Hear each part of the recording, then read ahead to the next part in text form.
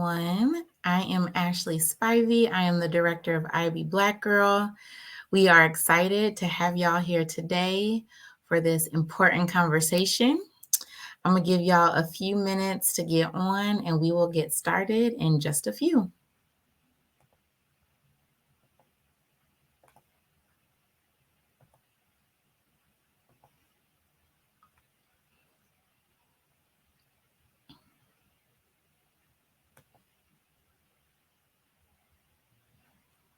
As y'all come on, let me know that you are here. If you could drop a hey, how you doing in the chat. We know that we are gathering virtually, so we still want to be in space together. So just drop a note, let us know that you're here, that you're watching, and we will get started.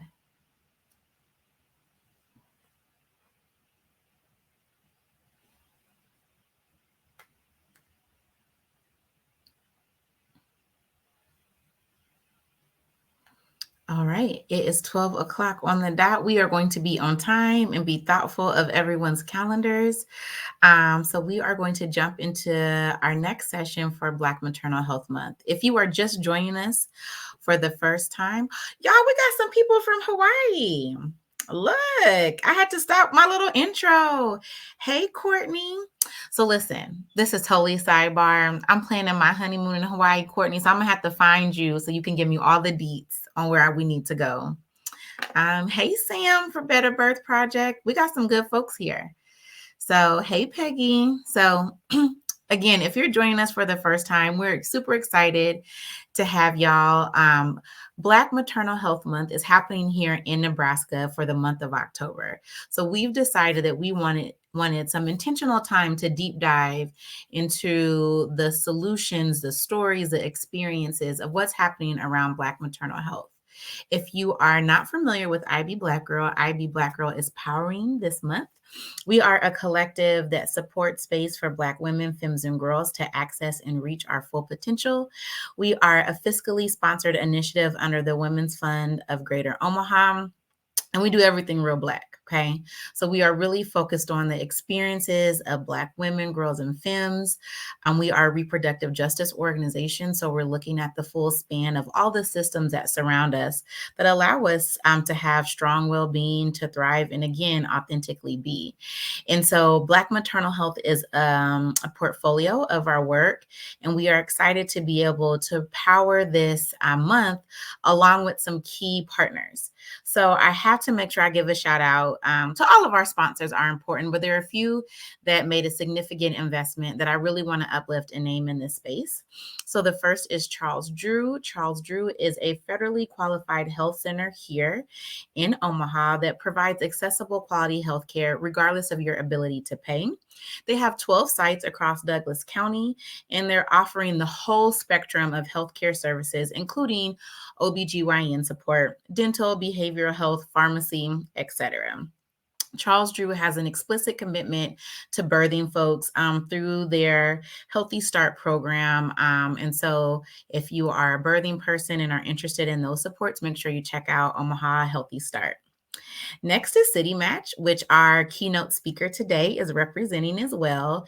And City Match is a national membership organization of city and county health departments that really work with maternal and child programs and leaders to strengthen those public health leaders, those organizations, by promoting equity and improving the health of women, birthing people, children, families across many metropolitan cities, including Omaha. City Match is committed to addressing inequitable maternal and child health outcomes by naming racism as a root cause of health disparities. Again, why are we here today, right? We're going to talk about it. And challenging those systems to improve the health of Black women and birthing people. And lastly, we want to thank our good friends at Nebraska Medicine, who are committed to extraordinary care of underserved populations, including folks of color. And this means really addressing the disparities faced by Black mothers and children. Together, they believe that we can raise awareness, increase support, leading to happier and healthier moms and babies. So thank you to our Changemaker sponsors for powering this month. Again, we can't do it without all of our sponsors, which there is a list on our website. I will drop that in the chat. But wanted to specifically name our Changemaker sponsors. And before I kick it over into the intro for Jessica, I just wanted to give y'all some like hot off the press news. So everybody love tea, right? Everybody love getting the tea soon. And so today we are excited to announce that Douglas County Commissioners approved a proclamation naming Black Maternal Health Month in Douglas County as a priority and that it's ours, right? So that proclamation really solidifies the work that we're doing specifically in Douglas County, the importance of centering Black women and birthing folks, and how we can really start to address the disparity. So again, thank you to Commissioner Chris Rogers for bringing that forward and advocating on behalf of IB Black Girl and Black women and birthing folks. And we are excited to get this work in. All right, I've talked enough. So let me kick it over to Karita Walker, who is the founder of Chocolate Lifesavers, and she is on the planning committee actually for Black Maternal Health Month. So Karita, I'm bringing you in so that you can introduce our keynote speaker. Thank you, Ashley. Good afternoon. There is a stark disparity in maternal and infant health outcomes in the United States and in Nebraska. Black birthing people and infants have a higher risk of death and severe outcomes related to pregnancy and childbirth. This health inequity is rooted in the foundation of systemic racism that built this nation. Today, Jessica Ehule will be discussing the historical context of systemic racism in the United States and highlight the continued impacts on maternal health. Jessica currently serves as the Director of Programs for City Match, a national maternal and child health organization housed at the University of Nebraska Medical Center. City Match works with local city and county representatives to address disparities in maternal and child health outcomes, build the capacity of public health professionals, and support local level work toward creating equitable policies, programs, and procedures.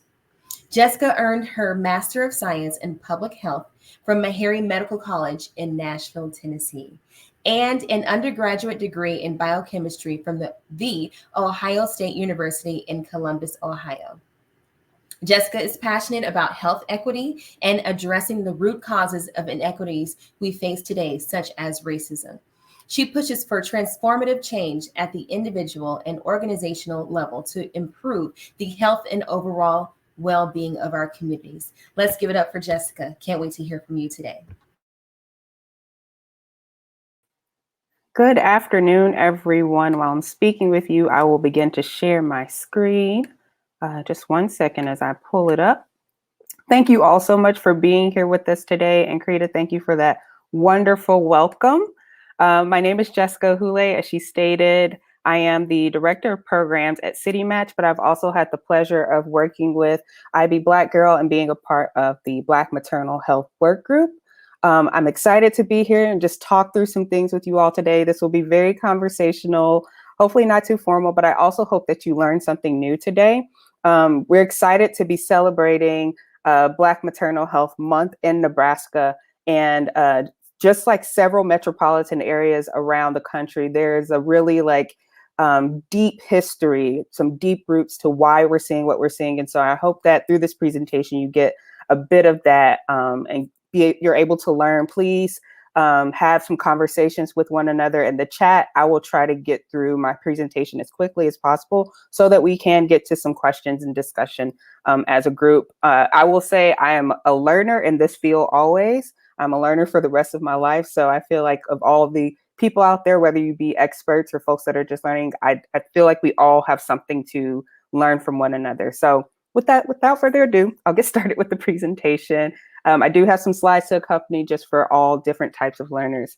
I would also first like to say Happy Indigenous Peoples Day. I hope you all had a great day yesterday and recognize the people of the land that you are on. We are on the land of the Omaha people in Omaha, Nebraska. Also, Sioux tribes are federally recognized here. It is with deep respect that we acknowledge this land that we're on. And also, I've included some information about the Omaha tribes. If you do not know whose land you're on, the link down at the bottom of this slide, please go to that. You can even just Google search native land and it'll pop up and you can find out where you are. So I just want to honor those people today. My presentation has a lot of different things. So I also want to put this little notice at the top. Please listen and read with care. Some of the topics can be a bit heavy and cause some discomfort. We will be talking about historical components here today.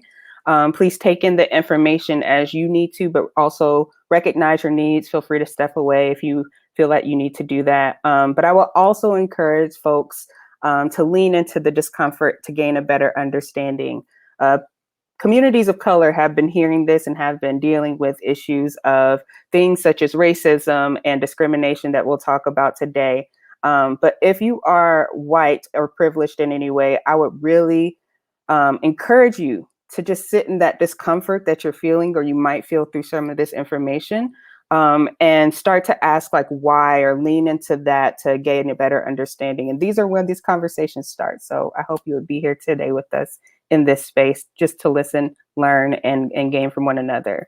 Also, I am talking about systems. This presentation is called Systemic Racism and Impact on Maternal Health. There are things we all can do to undo some of the harms that our systems have caused, but I just want to be sure that you all understand I am talking about systems here.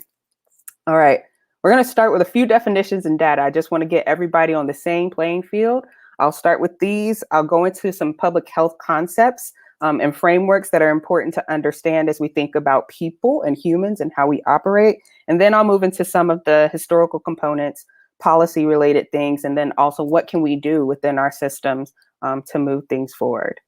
So first, I just want to start with maternal mortality. It is the death of a woman caused by a pregnancy-related issue within 42 days post-birth, post the termination of birth, whatever that may have looked like. So preterm all the way through 42 days post. If a death happens of a woman in that time period, it's considered a maternal mortality event. And according to the CDC, here in the US, our maternal mortality rates for everyone is actually going up. So if you looked at 2018 compared to 2019, there's a really significant difference. So we know that something is happening, and something has been happening. And of nations comparable to us, we're not doing very well. Other nations are seeing like lower rates of maternal mortality and infant mortality, which I'll touch on in just a bit, but we're just seeing this rise here. When we disaggregate the data that we have by race, we find a disparity in which Black women are dying at 2.5 times, 3 times sometimes the rate of white women with the same type of health outcomes, things of that nature. We're just finding that they're dying at a higher rate. Black women are dying at a higher rate. Similarly, infant mortality is defined as the death of an infant before their first birthday.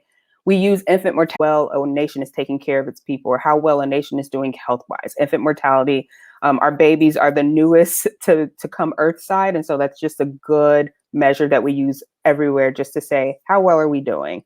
And in the US, our infant mortality rate as of 2018 was 5.67. However, similar to maternal mortality rate, once you start to disaggregate the infant mortality rate by race, you find some very significant differences, with non-Hispanic Black infants dying at a much higher rate than non-Hispanic white. And there's a table there. That table that you see is from the CDC. If you went on the CDC's website and just Google search infant mortality, they have several reports over the years that you could look at. So this is something that we're seeing here in the United States, and we have been seeing. I will say for, over the past century or so, we are seeing maternal mortality and infant mortality go down overall, if you look at all folks overall, but we're constantly seeing a disparity. And within the case of maternal mortality, we're actually seeing it go up again. So our numbers aren't moving in the right direction. And I hope that this is kind of helping you to start to sink into asking the question of why, because we'll be talking about why quite a bit today. I also want to touch just on our local data. Here in Nebraska, the Black infant mortality rate is 10.7 compared to the white infant mortality rate of 5.4.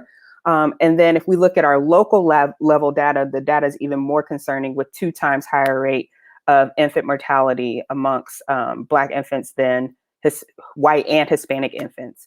And so we're seeing Black babies and Black moms, unfortunately, just dying at a much higher rate. And there's a number of reasons for this. And I will say I will go through some of the historical pieces, but it's not restricted to that. There are a number of things that we don't understand, and we're still researching as a field to gain a better understanding of why we're seeing such a great disparity. Some of the things that are a threat to us, particularly in Nebraska, but this is not just an issue to us. We have really significant issues with our data. A lot of the times our data is not being collected in the same way in across hospitals across the state. So people are collecting some things or reporting this and not reporting that. So there's no like consistency in the way that we are collecting data, leading to discrepancies in our data. And also oftentimes we find that there's a lack of disaggregated data for both infant mortality and maternal mortality across the state. And so without this data, we really can't build an adequate picture of what's happening in regard to maternal mortality and morbidity. Morbidity is really not being collected. That's the near death instances that we're seeing, and we're really just not collecting that information well enough, though there are some things happening across the state, across the city to make sure that we do those things better. So I'm going to touch on now just a few public health frameworks, components. I just want to get everybody on the same playing field before we dive into history and policy and all of those things. So this is, if you're a public health person out there, this is a socio-ecological model. So we learned this early on when we go to school and get our public health degrees, but just so that everyone knows, this is basically just a model that considers how complex we are as individuals and how there are different layers that we live within and contexts that we live within that impact us as individuals. So, we all have our own individual knowledge, attitudes, skills, but we interact with friends and families and social networks, and that shapes us. But then we also interact with that organizational level, which would be like our churches or faith organizations, our schools, things of those natures, like clubs and whatnot that we might be involved in. Our organizations also impact how we interact with the world. Our community, of course, at large, and then public policy. So thinking about national, state, and local level laws and government and how we all exist in the space of all of these things. So we just aren't ourselves individually in our own little bubble, in our own little bucket. We actually interact and interface with all of these pieces of the socio-ecological model, and that has an impact on who and how we are. I also want to introduce Maslow's hierarchy of needs. I introduced this just as a really basic way of understanding how we as humans operate. I will say there are several iterations of Maslow's hierarchy of needs. This is just a very basic one. And there are some that it would probably arguably be more accurate than this. But I just want to introduce this for the understanding of how humans interact. So this is basically just saying that humans are motivated to get to that self-actualization phase of being all that they can be in a kind of like a stepwise process. So you have to have your physiological needs met before you can start to think about safety and love and belonging or your esteem or even get to self-actualization. So if we look at the physiological needs, we're talking air, water, food, shelter, sleep, clothing, reproduction, just the basic needs that a human has to survive. And so when we look at those pieces, I especially want to point out just like the air, the water, food, shelter, sleep, clothing, those pieces, and how we live every day with that and what it might look like if we don't have that or if we don't have adequate quality of those things and how that could interact and affect our health. I just want to put that out there as when people are trying to become all they can be, they have to have those base level things first. And so I'll talk a little bit more about how these base level needs have been impacted by our history and policies in the United States, but I want to put this in everyone's mind at the moment. Health equity. So you all have probably heard about the terms like equality versus equity. We really try to use equity when we're thinking about it because equality is giving everybody the same thing.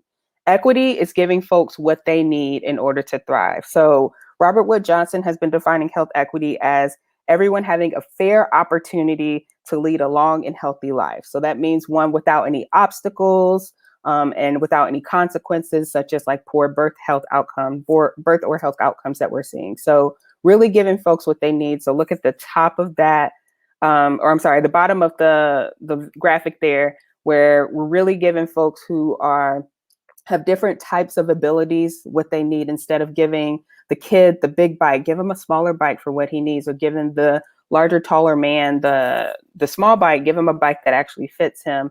And for the woman who is using a wheelchair, give her something that can actually fit her needs and not necessarily the bike without the seat in it. So when we're thinking about equity, health equity, when we're thinking about racial equity, it's about giving people what they need, not just giving folks the same thing. And many of you have also heard about the social determinants of health. These are just the things that impact our health outcomes. So where we live, work, learn, and play, these are different areas of our social determinants that are impacted. Our educational access, economic stability, neighborhood and built environment. I'll talk a bit about housing today. Healthcare access and quality, I'll also talk a bit about that, but also your social and community context. Access to safe, affordable, stable housing is one of the big factors that has led to some of the inequities and health outcomes we'll see. But I just want to give everybody this overview. These are some of the social determinants. It's not all inclusive, but many things fit into this. The conditions in which we live, and the conditions in which we are, in which our families are and communities are. Okay, one more concept that I want to make sure we understand: intersectionality. So we talked a little bit about the socio-ecological model and how like our various environments and interactions impact the individual. But I will also say like each individual is very complex.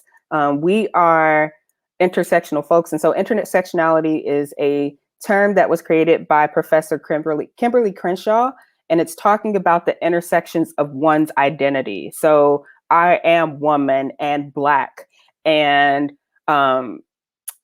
American and Nigerian and all these things, right? So different sexualities, racial identities, genders, nationalities, disabilities. This isn't all inclusive either. This is just one framework that was used and one graphic I pulled for intersectionality. We're complex folks, and all of those things impact who we are. Those things also impact our health. Those things impact how we're able to interact with our environments. They impact our safety. All of these things. We do not experience life in just separate buckets. It is all inclusive. It is all one thing. We are complex individuals, and how we are able to operate through life, and what advantages or disadvantages we have. So what privileges or any types of interactions with discrimination or things we might face may differ dependent on our identities that we have at that time. Okay. Sorry, one more public health perspective thing. So life course perspective is looking at your health through the perspective of your health as an individual, but also your parents' health and the next generation's health. So this is just saying that your health as an individual isn't just beholden to what's happening in your health at that time. Your health is also determined by what's happening with your mother and father beforehand, what's happening to your grandparents beforehand, because your genes carry across generations. And if you have traumas, or if you have different types of risk or protective factors that have happened throughout your mother or father's life, that could integrate into your life preconception. And so thinking about health across across the life course means thinking about health across lifespan. So not just my health, thinking about my mom and dad's health, thinking about my children's health, things of that nature. So the life course perspective really looks across a wider range of time. Okay, now I will dive into some of the history and policies that have shaped where we are today. And I will start with this. If you all have been attending any IB Black Girl events, I think early in the year, maybe January, Dr. Deidre Cooper Owens was able to speak to us. She's authored Medical Bondage, Race, Gender, and Origins of American Gynecology. If you don't have that book, I highly recommend it. If you want to get a understanding of some of the foundational principles of gynecology and how some of that was, all of that honestly, was harmful to Black women and people who were enslaved at that time. So I don't want to harbor too much on this because I know this is a area that Black women, Black people, Black folks, we already know this, but slavery and the establishment of that objectified Black body. So I will start, and I'll say this again later on. Racism is a social construct. Race is a social construct. Race was created in order to create a hierarchy of human beings so that folks could rationalize why we could enslave people in the first place. So slavery led to the establishment of the objectification of Black bodies. So before slavery, Black people were Black people in their communities on the continent of Africa and in other places, right? Black people were across the world. And slavery ended up being the thing that established the objectification. So Black people went from being humans to being objects because of the value they could provide to the people that enslaved them, white folks that enslaved them to come to the Americas. Transatlantic slavery is a very different type of slavery than what we've seen. It was particularly harmful, and that trauma has carried across generations. Dr. Cooper Owens talks a lot more about like how all of those things tie into the health of Black women that we see today. But I pulled this little quote about the value of Black women's reproductive labor in the U.S. slavery system and in the field of medicine. So Black women were seen as people who could just produce. So that was important for slave masters or folks of that nature, or people who had slaves, to be able to produce more labor. So if a Black woman could produce children, that is valuable to them because that's more labor for their gain. But also, as Dr. Cooper Owens talks about, she talks about the establishment of gynecology and how Black women that were enslaved at the time were used as kind of like experimental vessels to create procedures for making sure that women's gynecology was in place. So James Marion Sims, he was dubbed the father of gynecology, but he ended up actually causing harm to many of these women who were taken to establish what we needed. But the procedures that were done in a way that was harmful, was done in a way that without like care, was done in a way that really followed the bias that was created through slavery, right?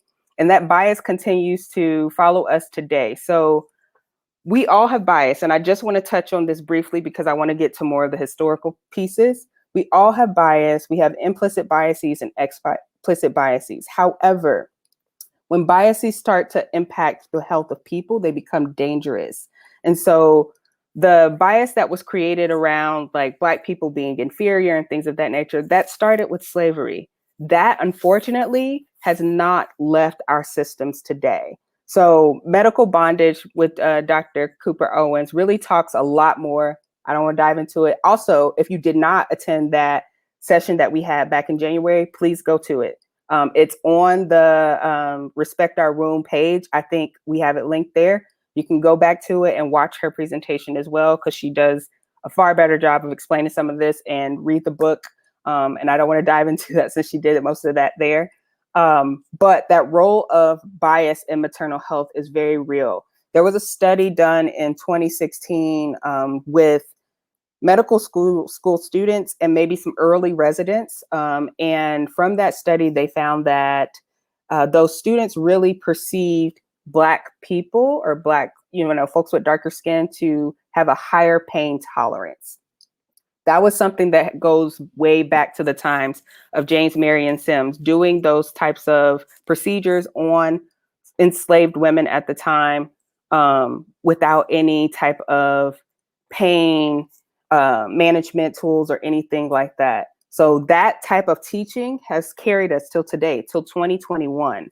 And so that's something that really needs to be addressed. And when we think about the role of bias and how Black women and Black birthing folks are perceived when they're going to receive healthcare, even today in our systems today, what are they facing? And potential instances of lack of respect or not listening to, and how that can then even end up in resulting in their death or the death of their child, right? So bias is something that we have, it's innate to humans, but when it starts to become harmful to humans, it can really be deadly. And so that's something we have to be aware of. And I'm sure you all have heard of stories from some celebrities, but like if you speak to any groups of Black women who have had births in this nation, unfortunately, you will find instances of bias and discrimination that has happened through their birthing process. This all is tied back to our historical context when we think about the establishment of slavery, when we think about the establishment of gynecology and the use of Black bodies to establish that field. All right, I'm gonna touch on 3 policies around the standardization of medical care, medicalization of birth, and a little bit about redlining, because I feel like that's just very important in understanding access.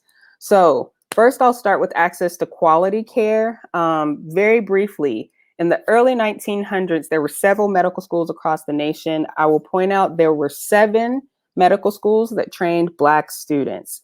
So back then, they really wanted to set a standard for medical training, which was necessary at the time. However, a consequence of setting this standard meant that 5 of the 7 medical schools for Black students were closed. So the Flexner Report was for the United States and for Canada for establishing just that baseline medical standard of medical education.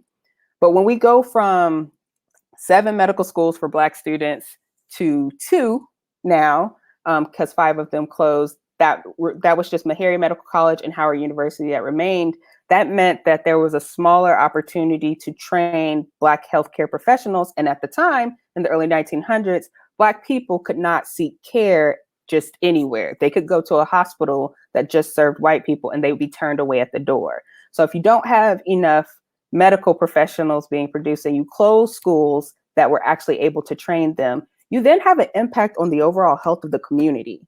And so this issue with the Flexner Report actually has had repercussions up till today. If you look at the number of trained Black professionals in all sorts of medical fields, this is still an issue today where we don't have enough Black trained medical professionals, specifically Black medical physicians and things of that nature. So I want you all to remember this Flexner Report.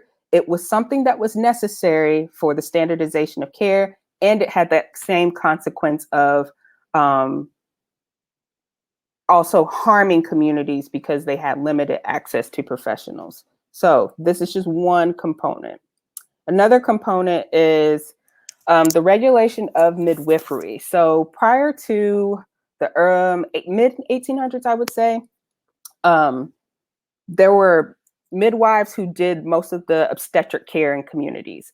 And then in the 1800s, that's when they really started to think about establishing like gynecology. And when Sims came in and all these other, honestly, white men who came in to establish that field of gynecology.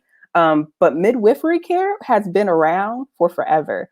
And granny midwives were the folks that really provided obstetric care specifically to everyone but communities of color way into like the 1940s. So even after there was a regulation of midwifery care with the limited number of healthcare professionals, granny midwives were always there to provide that obstetric care to folks in the community.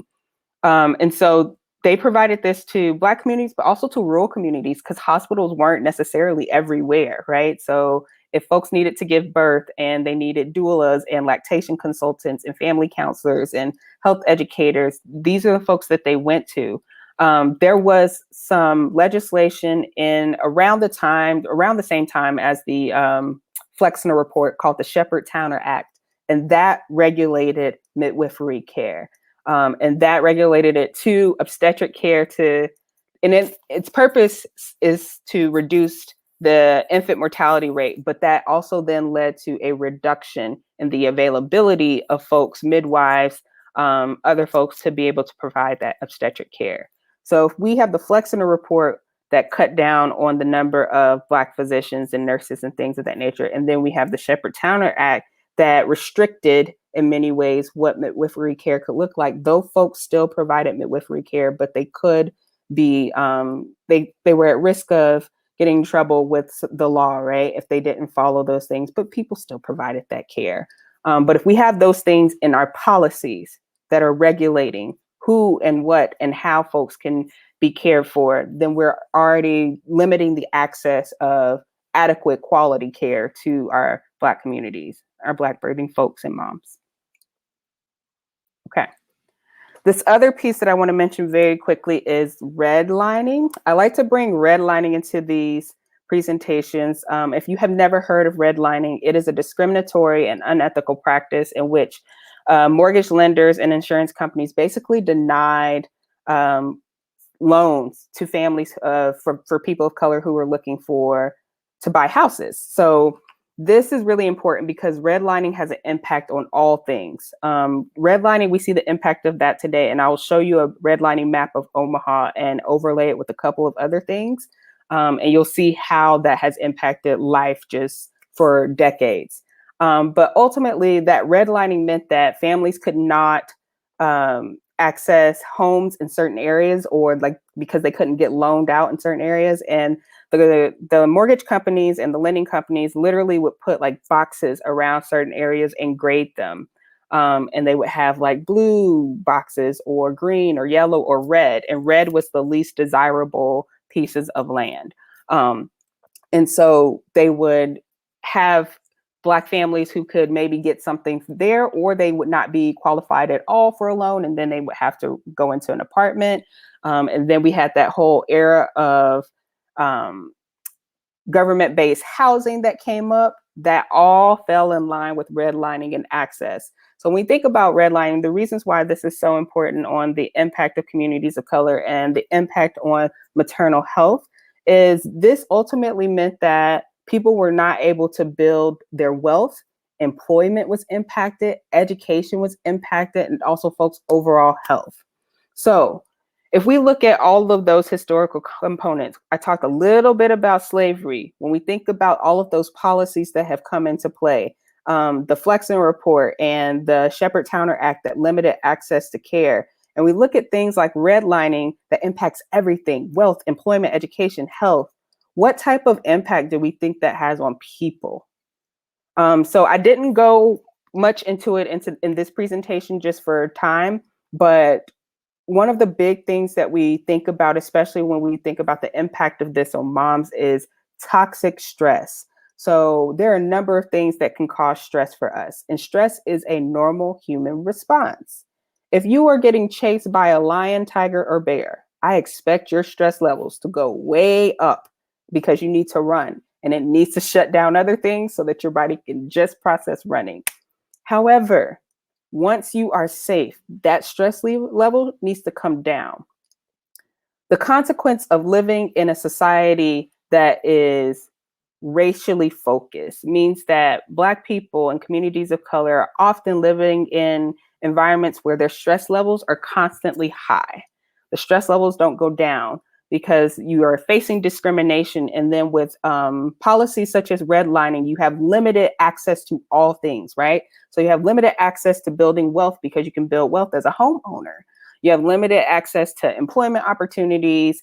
Redlining also resulted in changes in like the types of education that kids got in different communities, all these types of things. So the financial burden, the family issues that come up anyway, just your overall mental health and wellness, that ends up having an impact, a physiological impact on the bodies of Black and brown birthing folks. And so there have been studies done that have shown that high levels of toxic stress has led to the actual change in the phenotype of how DNA is expressed. So meaning the DNA like code doesn't change, like it's the same, but how it's expressed then changes. And that has an impact on your overall reproductive health and birth outcomes. So these things are really important. The history context, the policy context, when we think about all of those things stacking up and just toxic stress overload and how that can really have and wreak havoc on a body, like physiological wreaking havoc on a body. It's just not like a theoretical thing. We are actually seeing higher rates of infant mortality, of maternal mortality. We're seeing the deterioration of the telomeres, which are on the end of everybody's chromosomes. That happens naturally with age, but we're seeing the premature deterioration of telomeres on the end of chromosomes with people who are perceiving racism or discrimination to be an issue. And those studies are being done by Dr. Arlene Geronimus and her staff in Michigan. They've been doing that, but other folks across the nation are doing different studies. Our keynote speaker, Dr. Ndidi Amaka Amuta Onukagaga, also is doing some of that. So there are many people who are doing a lot of research around this. So if you all want to know more, feel free to look around, but this has real impact.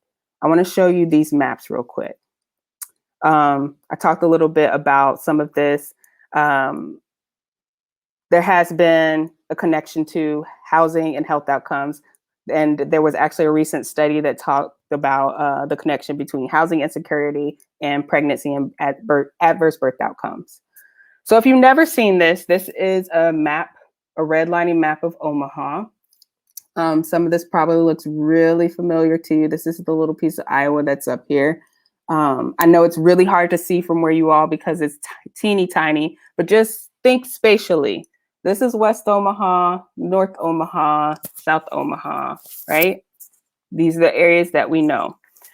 So I went and pulled a couple of things so we can kind of look at this. This next map you'll see is from the Omaha World Herald, and it shows the poverty levels across Omaha area. So this is the county line for Douglas, Sarpy. But this is Dodge Street. And so this is like our West Omaha. This is our North Omaha. This is our South Omaha, right? Are there some patterns we see? I'll go back. We're looking at about right here. Same area. Now go forward.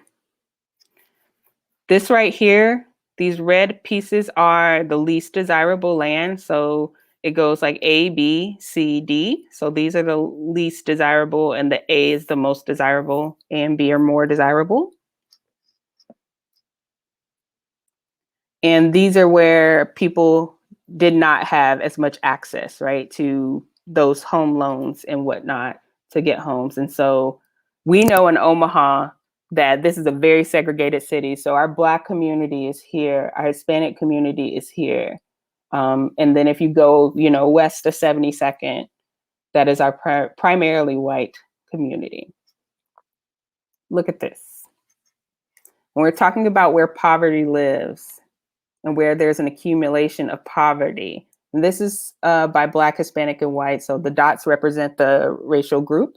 But look at the concentration of Black, Hispanic, and white. Look at the concentration and think back to that redlining map of Black people here, of Hispanic people and Black people here, the concentration of white people even that are living in poverty, right, in these areas. One more map. And I want to give credit to Dr. Zaya Malawa of Expecting Justice in San Francisco, because she gave me the idea to look this up. This was like a last minute ad, but I saw a presentation of hers where she overlaid the redlining map for San Francisco and also just a rankings map, like a school rankings map of San Francisco at the time. So I'm going to go back and forth a little bit, but this is a Omaha school rankings for just middle school level schools.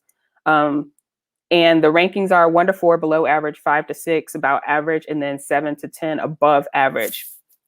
I want you to see the patterns of where those 6, 7, 8, 5-ish are, and then where the 1 to 4 is. I'm gonna go back to that redlining map. With the least desirable land and where people didn't have as much access, people that were not white did not have as much access.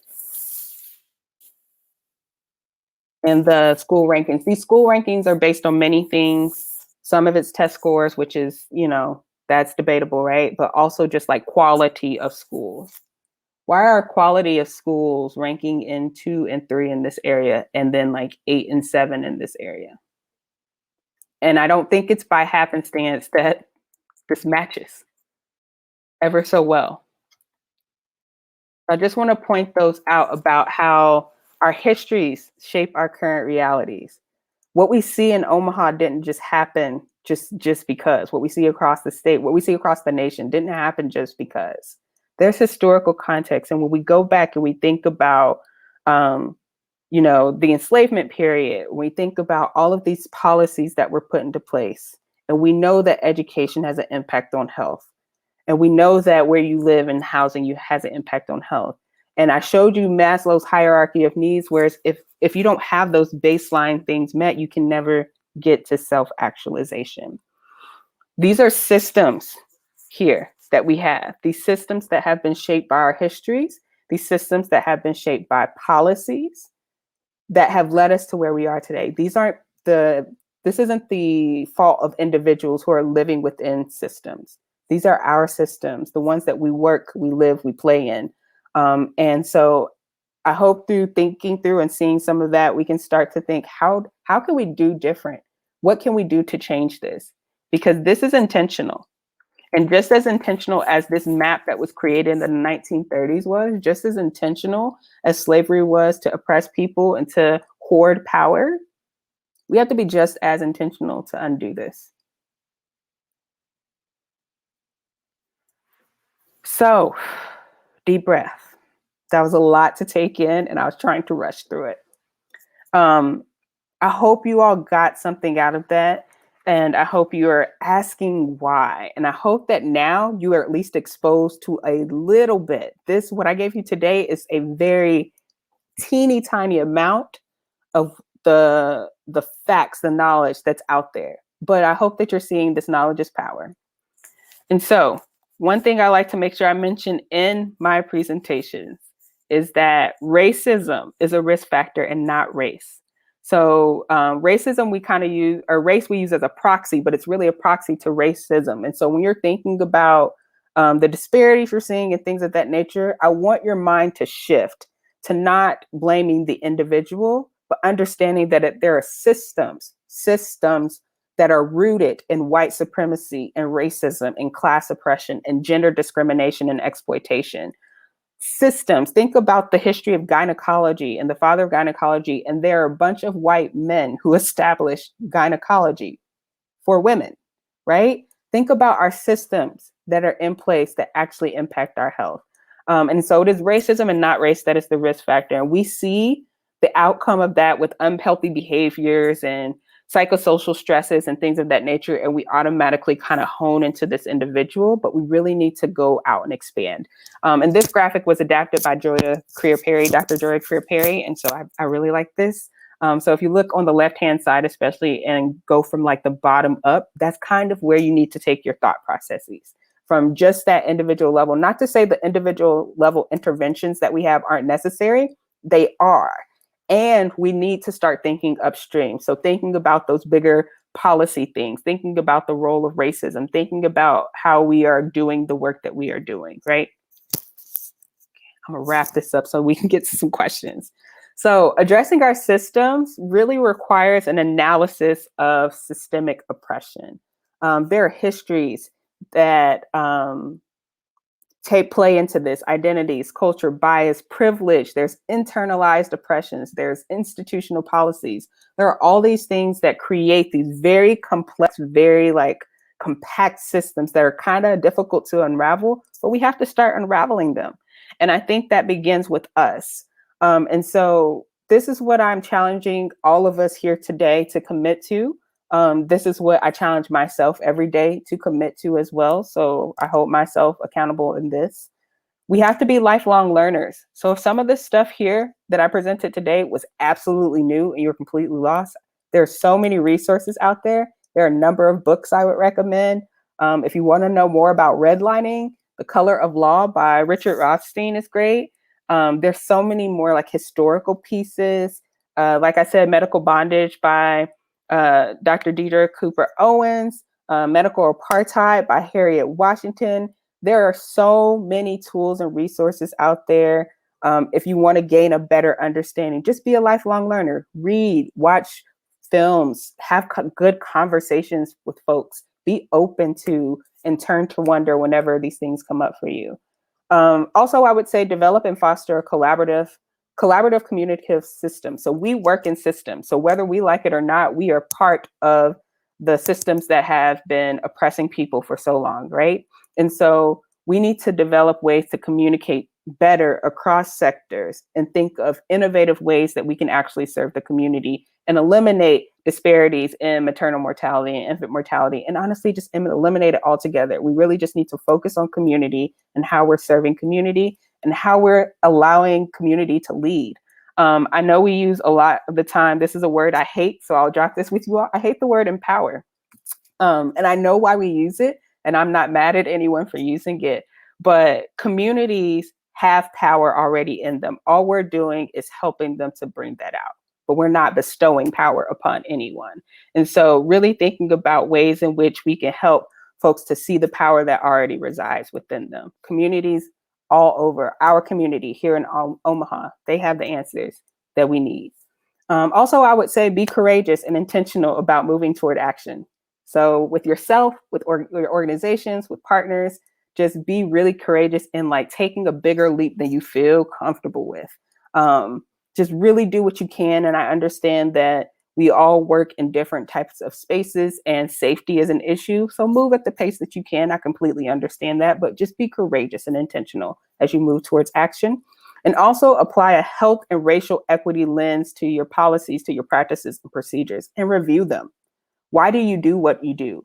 Do you have a policy that's been in place for 50 years just because, and no one knows why? You're just kind of like, that's just what we do. Why is that? And think through those things. Why do you do what you do? How do you do it? Is it actually serving the community? Is this actually helping Black and brown women? Like, what are we doing really? We in Nebraska have too great of an issue to sit and to, not move towards action. We really need to serve Black women and Black birthing folks. So I'm gonna leave you all with this, and then we can go to questions for the time that we have. This is a quote by Audre Lorde, and there are several types of quotes like this that I use in presentations. And one of the things that still reigns with me is we've been fighting this fight too long, and now is the time to move. But Audre Lorde said there's no such thing as a single issue struggle because we do not live single issue lives. And this speaks to that intersectionality. This speaks to like the multi-layered, multifaceted nature of these disparities and systemic issues that we're seeing in maternal health and in health overall. And this is not new. Audre Lorde said this in the 80s. There are other folks who said this in the 30s. This is not new. The time to move and the time to do something different to serve Black and brown birthing folks is right now. And so I hope from this presentation today, you've learned a little bit more about what we're seeing out in the field and the things that we know, the things we know data-wise, the things we know about our history, and what we can maybe do as a group, all of us, all of us working in whatever field you're working with. You don't even have to be in health. You can be in transportation or business. There's a role we all have in ensuring that the lives of Black moms, babies, and families is thriving across our community. And with that, I'll move into questions. Wow, that was incredible, Jessica. Thank you so much for sharing with us.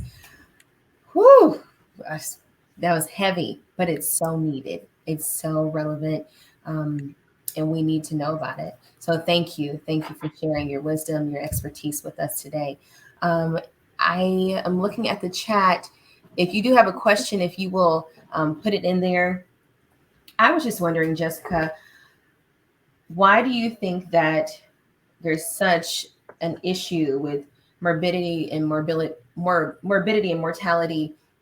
in Nebraska? Because that's where we live. So what do you, and why is it, why don't we know about this? Now, obviously, because I've done my research, but why do you think it's not common knowledge that people are dying? Right. I think if you're honestly, I've talked about this with a lot of people. If you're not in the field, you just don't know. You're not aware. And I think